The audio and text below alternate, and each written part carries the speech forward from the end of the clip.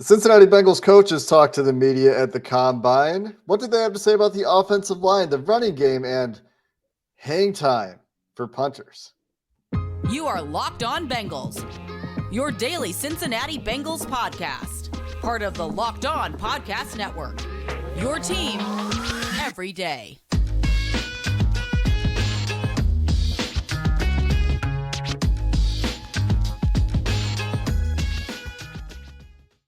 What up, Bengals fans, and welcome to another episode of the Locked On Bengals podcast. I'm Jake Lisco. He's James Rapine. We're your hosts of the Locked On Bengals podcast on the Locked On Podcast Network, bringing you coverage of your team every day, free and available everywhere you get your podcasts and on YouTube. So hit the subscribe button on YouTube, follow anywhere you get your podcasts. Will be delivered to your devices when we upload, so you can join that first listen club. And James, as the Combine goes on, we're recording this around 6 p.m. as we do on Thursday evening. There are official 40-yard dash times coming in for guys like Nolan Smith, sub 4.4, and Adetomiwa Adebore. It's close, but probably not quite right.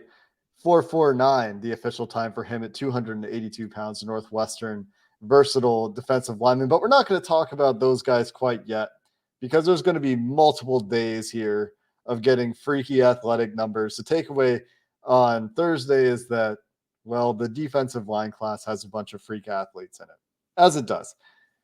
We'll talk about that on Sunday. We'll talk about it a little bit more on Monday when we talk to Mike Renner from PFF. But today, we're going to take a look and break down what the coaches had to say, because Frank Pollock, Brian Callahan, Lou Anarumo, and Darren Simmons all met with the media. We're going to touch on all those guys to varying degrees. Maybe Lou Anarumo will be a future show. We'll see what fits in. But we're going to start with the offensive line, because Frank Pollock had his meeting by the escalators in the hotel in Indianapolis with Bengals media. And, you know, these guys all had interesting things to say that give you some glimpses into the future about the team. And the offensive line, a area of big scrutiny for the Bengals. We'll start there. For sure. It's a hot button topic every offseason. And I just think that this is where we're at now. Even though the Bengals line for most of the season, I thought was the best line they had since 2015, which isn't saying much, but it was, and broke down by the end of the year, couldn't overcome injuries. By the way, Frank Pollock did confirm that Alex Kappa would have been ready for the Super Bowl, and that Jonah Williams probably would have been ready for the Super Bowl. So that one hurts even more when you think about it that way. But the questions are at the tackle spots, and whether you ask these guys on the record or, you know, just talk to insert whoever off, they feel really comfortable with their starters on the interior. You know, whether it's Cordell Volson, obviously Alex Kappa was playing at a Pro Bowl level, according to Pollock, and then you got Ted Karras. But the two tackle spots, obviously La'el Collins, and we can discuss his injury and hear from Duke Tobin in just a second on his health. But Jonah Williams, how many of our listeners, Jake, have said that Jackson Carman deserves a shot at that starting left tackle spot? That is not the case as of now. And we tried to hammer that home and let people know. Well, the coaching staff essentially said that Frank said, if Jonah's healthy, and he did undergo surgery on that kneecap to make sure that it strengthens it, he can strengthen it and not dislocate so easy moving forward. But when he is healthy, he's their starter. And that's that, I think, when it comes to internal guys. I don't think there's an internal battle for the left tackle spot. Could Jackson Carman push for that right tackle job? Could Akeem Adeniji push for the right tackle job? Is that right tackle job wide open without La'el Collins right now as he continues to recover from knee reconstruction and surgery? The answer is yes. And so my big takeaway is the Bengals feel pretty good about 3 of 5 spots. Jonah Williams is the starter, at least as of now, at left tackle. And that right tackle job, there's a lot of question marks, and it all starts with La'el Collins, his health, and if they're going to keep him going into the season. Yeah, that's obviously the big question mark. That's been the big question mark the whole time, is right tackle. It sounds like Jackson Carman did impress some people, Duke Tobin, For sure. Brian Callahan, and Frank Pollock, with the way he played down the stretch. Did some good things, was kind of the rough vernacular used to describe Jackson Carman's play. But obviously, all of those guys also think that he needs to continue developing. He still has room to improve. That was the other side of the coin when discussing Jackson Carman. There were nice things to be said for sure, but also he needs to continue to do those nice things. He needs to continue to make strides and take his opportunities when they're presented to him. And so, he's in the mix right now based on guys in the roster to play right tackle. And based on what Duke Tobin said, maybe you're not expecting them to go do a ton in terms of bringing in a right tackle. And certainly I would say the way they're talking about free agency, the way the numbers look in free agency, the Jawan Taylors and Mike McGlincheys are not guys they're considering. But we'll see what happens there, because I think that everyone is aware that La'el Collins isn't healthy right now. And so you don't know yet what you're going to need. And at some point, they're going to have to make a decision here, but they're going to be dealing with limited information come March 13th when that tampering window opens. Yeah, it's a really interesting conversation with La'el. And, his relationship, obviously, with Frank is a big reason why he's in Cincinnati. Mm-hmm. Can they make it work? Can he get back? I don't know. And the Bengals don't know either. Here's what Duke Tobin had to say on La'el Collins. Well, anytime somebody's coming off of an injury, you want to get them as far along as possible before you have to make any decisions and see if they're going to be able to fit the bill next year. And LC's going to work super hard at it. He's already doing that. He's made of the right stuff. Time will tell. And I can't sit here and tell you what time will tell. Yeah. I just know that time will eventually tell. Do you have to think more about contingencies because of that? I mean, you have to kind of have a stronger insurance I think plan. you're always looking for insurance plans, particularly when you're talking about the offensive line. Yep. And so you want to have guys developing in the background, and you want to have options to move to if you need to. Options to move to if you need to. We'll see what that looks like. But like we've said, there's uncertainty there. And that does make it hard for the Bengals to figure out what direction they're going to go. And as we've also discussed, it makes it hard for the Bengals to even move on from La'el if that is something they want to do, which is not clear that that's something they want to do. But because he's injured, there would be additional funds that would count against the salary cap and would have to be paid out to Collins if they had to release him sooner than he were healthy. Yeah, that's the other part of this. And they've worked a lot with Peter Schaefer. That's the other part of this. He's Joe Mixon's agent. He used to be Adam Packman-Jones's agent. Obviously, he's La'el Collins' agent as well. And you're going to already meet Peter about Joe Mixon. And so do you have a conversation with about La'el at the same time? And I'm not reporting a meeting's going to happen, but you just know it is when it comes to Mixon's future. So it's the biggest question of the offseason. One other note, Jonah Williams doesn't sound like they're even really open to the idea of moving him to right tackle. I'm sure some of you, when I discussed Carman, were like, oh, we'll put Carman, keep him at left tackle, move Jonah to right. I just don't think that's the case right now. And Brian Callahan kind of, squashed that idea. Mm-hmm. At the same time, Pollock left the door open if they get stuck between a rock and a hard place. But you certainly don't really see or foresee Jonah Williams being the right tackle or moving sides at any point in this foreseeable future. Callahan and Pollock essentially said, never say never, but it's not likely. It's like maybe if something happens, but let's not count on it. He's played left tackle his entire career in the NFL. That's where he's going to continue to play. My last note from the Frank Pollock stuff was he had a great quote on Alex Kappa when he was talking up Alex Kappa. I tweeted this quote as well. And it's not the whole quote. There's some other words in here that I omitted, but this is the spirit of the quote.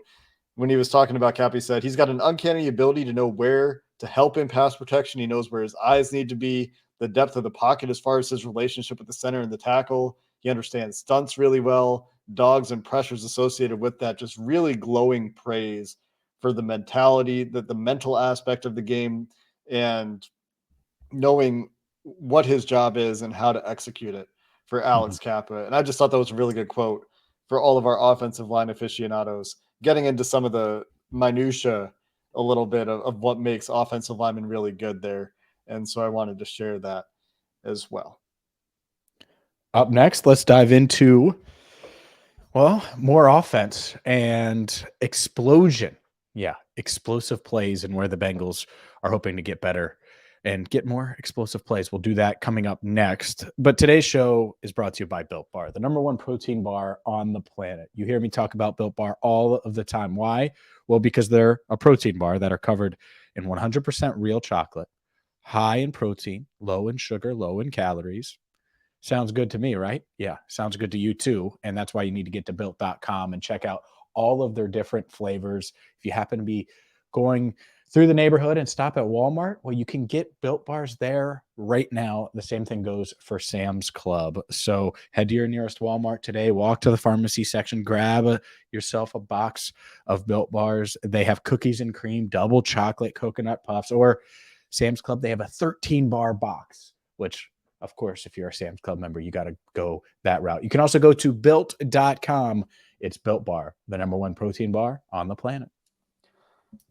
We've talked about the Bengals running game a good amount this year. We've talked about getting more explosive a good amount this offseason. We had an entire show about how they can improve the offense, and a big part of that was getting more explosive. We talked to Mike Santagata about that a few weeks ago. You can go check that episode out if you missed it. But one area that the coaches talked about in Indy is getting more explosive in the running game, where Joe Mixon had in 2022 7 runs go for 15 yards or more on the season. That ranked 27th in the NFL, and I know Joe Mixon missed some time, but there are some players ahead of him on this list who had fewer carries.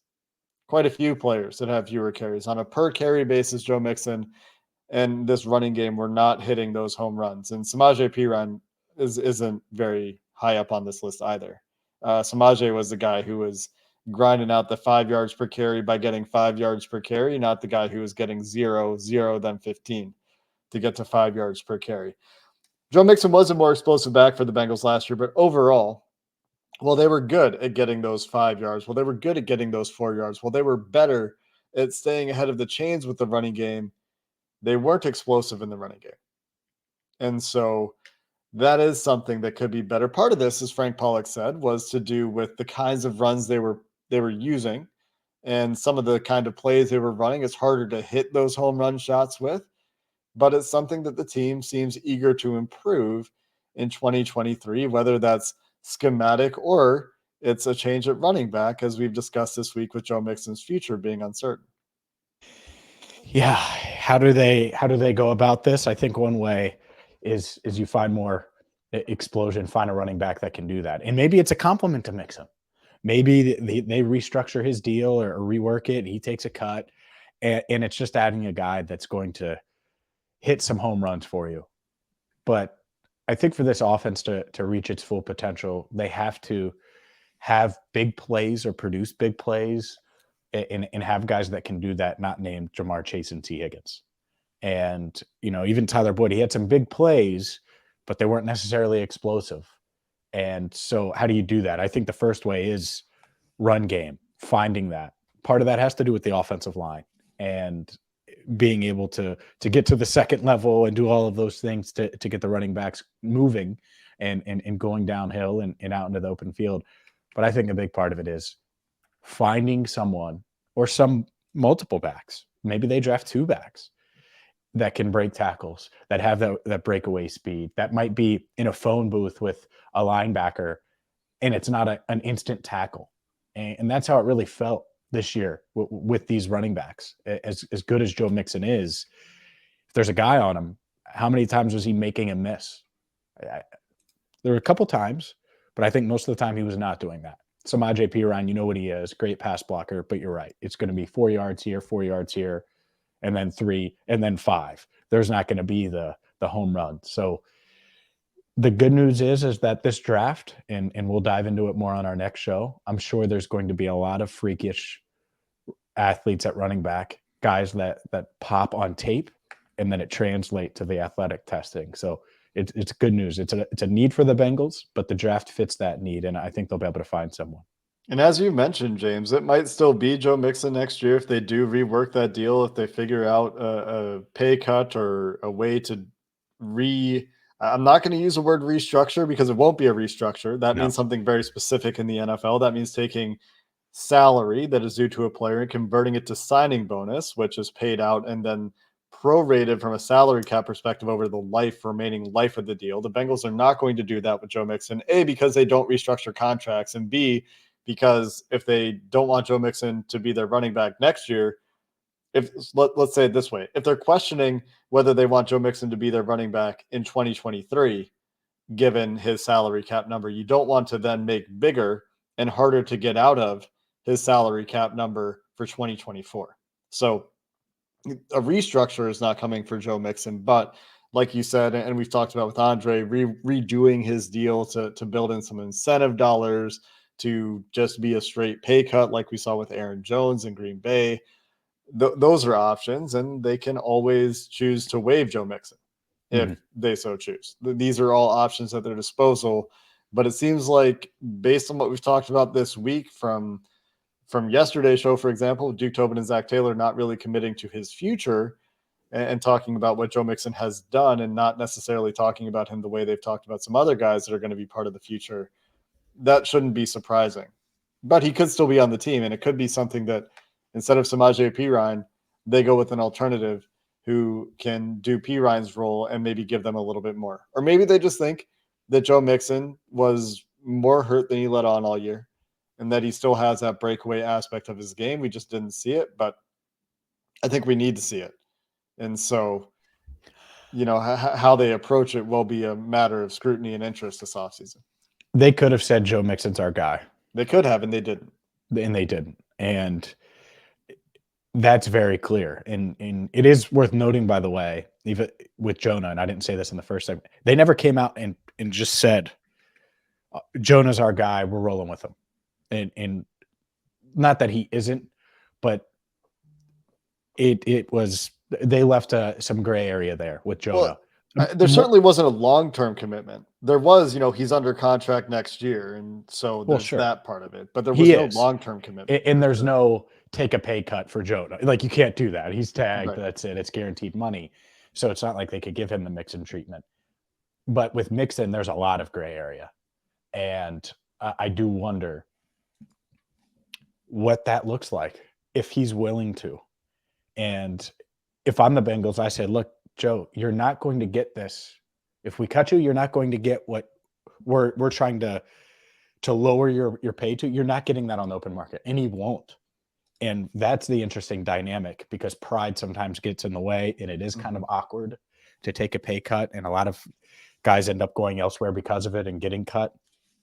We'll see if that happens. I mean, Leonard Fournette just got cut, and he was a member of Joe Mixon's draft class.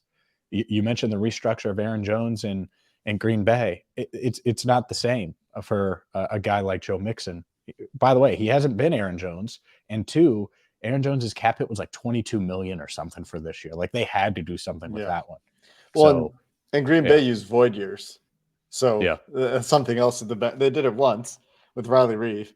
Didn't really make a whole lot of sense why they did it, but they did it. It's not something they're going to do with Joe Mixon to extend his cap hit into the future. You shouldn't. So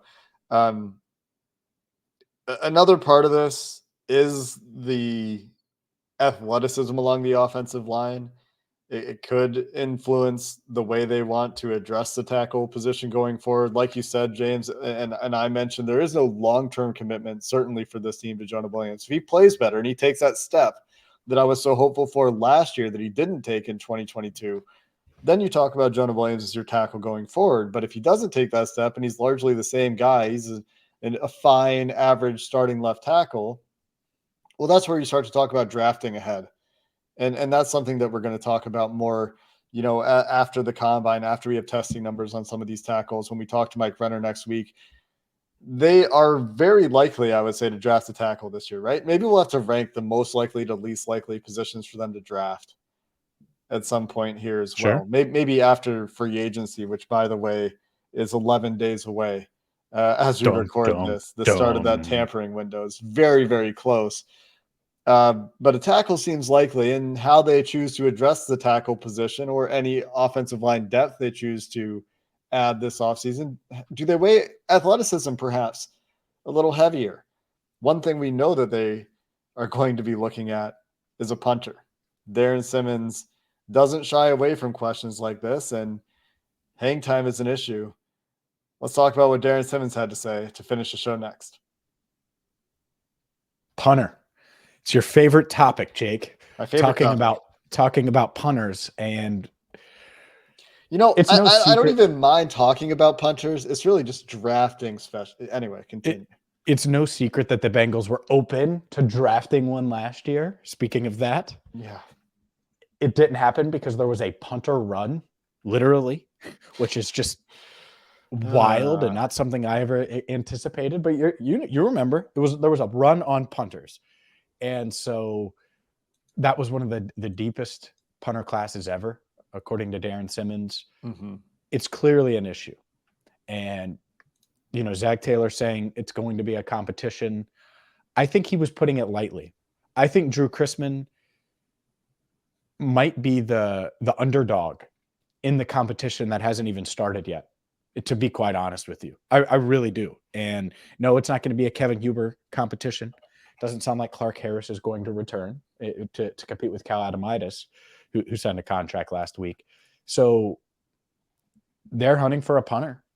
And I think they get one. And it might be an undrafted guy. It might not be draft a punter, especially with 7 picks. That's kind of painful. If they had like 12 picks, much, much easier to say, all right, use one of them on a punter in round 5 or 6 or round 7. 7 picks, I agree with you. Unless that punter is really damn good, I'm just making a face thinking about the idea of a punter going at the end of round 5? You'd probably have to take him at the end of round 5. And there will be one. The Michigan State kid from the Senior Bowl was crushing punts. And I'm surprised there's not more talk about him as a punt god the way there was about Areza last year, who Darren Simmons was asked about, said there would have to be a lot of work done before considering whether he has a way back into the NFL. So in case you were wondering. Didn't sound like they're in at all on, Right. Even something they discussed. I think that was just something that Jay decided to ask, and Darren handled it pretty well, I would say. Yeah, it was specifically a question about him. He was not Areza. Darren Simmons did not bring up Areza on his own, to be clear. But anyway, what he said, was it you who asked what he's looking for in a punter? That was you, right? I believe it was, yeah. Yeah. He said someone who's consistent. He talked about climate, the weather conditions playing into things, which was interesting. Very interesting to me. Because Evan McPherson was on the team, and he had a rough game playing in that very cold weather game in New England. Said they're also looking for someone who can get the ball into the air with a level of hang time that's acceptable to me.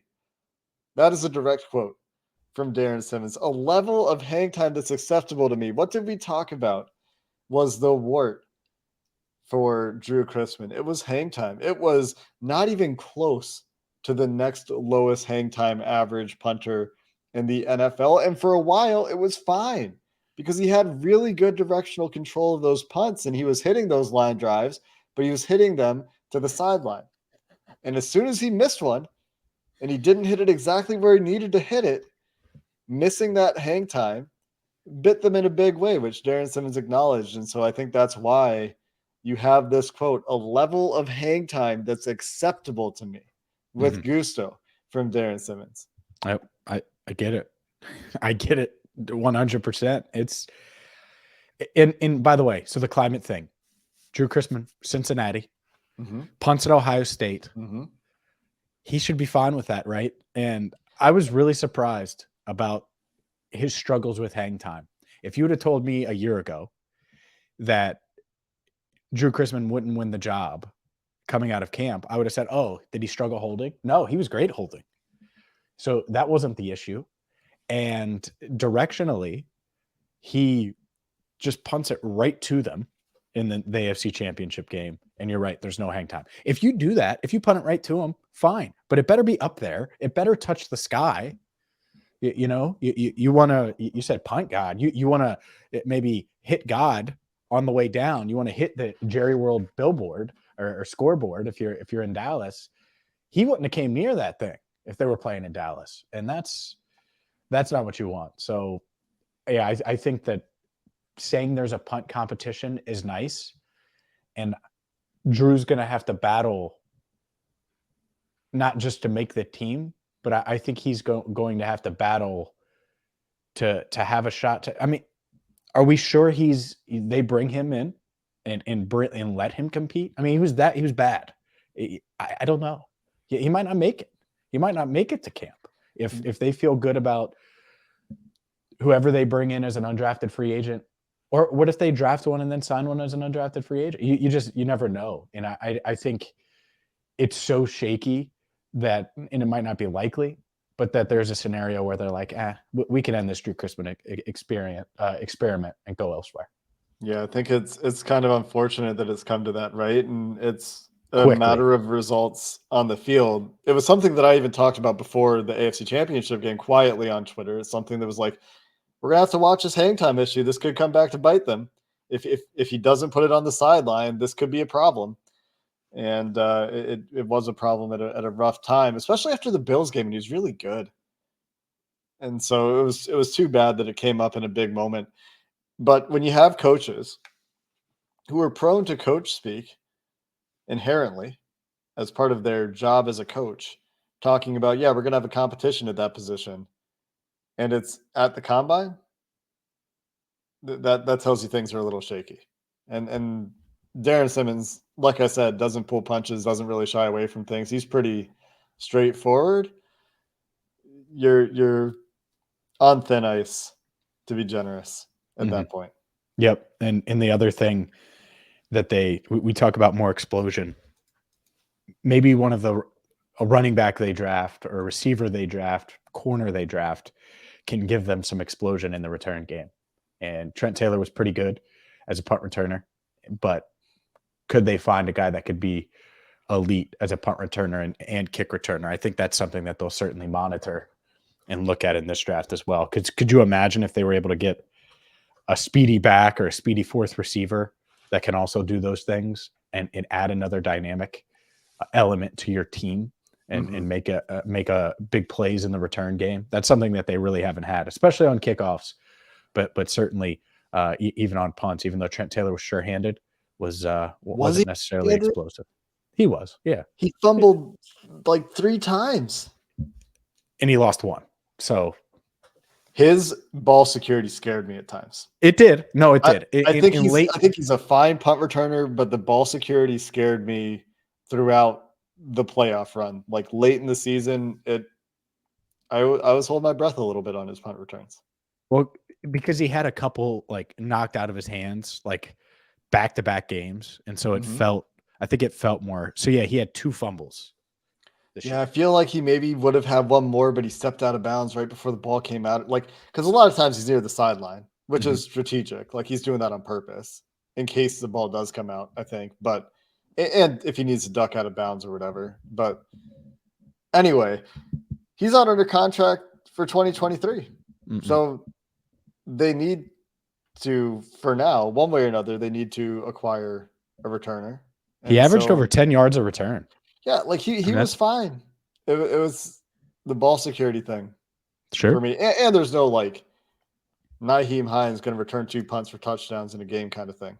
There's no, he's not taking the top off of that punt. He's going to get you some solid yards and give you, on average, solid field position on punts. Which is fine. And maybe that's what they do and they go back and bring him back. They could. Or maybe they find something in the draft. Wouldn't shock me though to see him back. And even if you do get a rookie, it's still a rookie. You still got to see him do it. So you're gonna have to have a backup plan there, and maybe he would be that.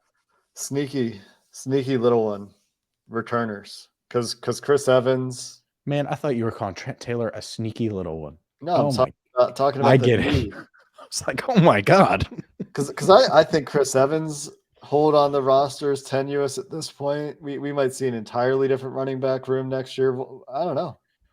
I mean, he's still under contract. He's on a cheap rookie deal, so he's probably back. But. No, I think he'll be back. And I love the physical attributes of him. And I think some are like, oh, just use Chris Evans more. Clearly, there's something they don't trust, right? Whether it's the pass protection, whether it's him running between the tackles, following his blocks, that there's something. And that something is a big something. And so I expect him to be on the team just because you're right. It's cost controlled. He can contribute in a bunch of different ways, but I don't think he's going to be like a main guy on offense. I think he might be fighting because well, if you Trey draft Williams, 2 backs and re-sign Travion Williams, they like Trey Williams more than they liked Evans by the end of the year, right? That seemed to be the way that shook out. Sure. They clearly thought that Pirine and Mixon were better for the offense on any given down than Chris Evans, who, by the way, was at his best when lined up outside as a receiver, like as a chess piece. Like, we're going to put a running back on the field. You're going to treat him as a running back, and we're going to split him out. And now we have a running back who's playing wide receiver, and we're empty. And now you have to tell us how you're going to cover Chris Evans on this play. Mm-hmm. That was his primary use for the Bengals in 2023, which is like a handful of plays, mostly early in the year. So some interesting stuff on special teams. Always is. Always love talking special teams and punting and kicking, as you said, James. Should they draft a punter at 28? Yep. That's next on Locked On Bengals. Ethan Evans, a punter from Wingate. You and names, bro. That's going to do it for this episode of the Locked On Bengals podcast. The combine will complete while we are away, and we'll be back Michael on Mayer Sunday to talk about what Michael Mayer and Dalton Kincaid and others do at the combine in Indianapolis. And then we'll be joined, like I said, by Mike Renner shortly thereafter to talk about this draft again. But free agency is coming around the corner, James. We haven't done our mock free agency exercise this year yet. Yeah, that's something that we should probably plan on. So plenty of good stuff coming your way here on Locked On Bengals. Have a good weekend. And until next time, Hoo Day. Have a good one.